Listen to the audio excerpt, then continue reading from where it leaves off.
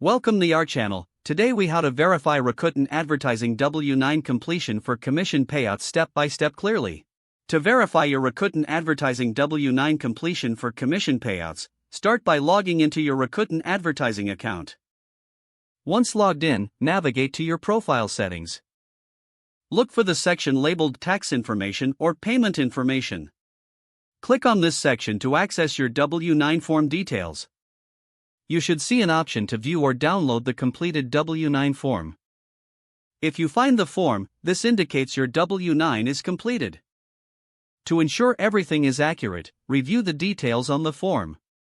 Check your name, address, and tax identification number for any errors.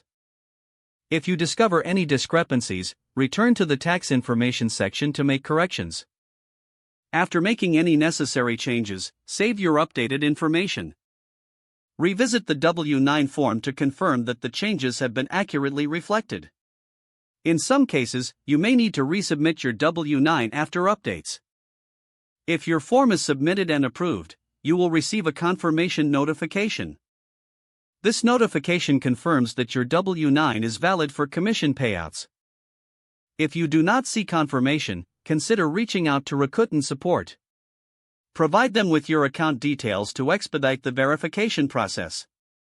Once everything is verified, you can expect your commission payouts to process smoothly. If the page does not load, refresh the browser or try again in a private or incognito window. Make sure you are using the correct email address, then retype it carefully to avoid small typos. If your password is not accepted, use the reset option and create a new strong password you can remember. Check your spam folder for verification or security emails, then complete any requested confirmation steps. Enable two-factor authentication if available to improve account security and reduce unauthorized access risk. After signing in, review your profile details so your contact information and settings are accurate and current. If you see an error message, note it down and try again after restarting your device and internet connection. Log out when you finish, especially on shared devices, to keep your account and payment information secure.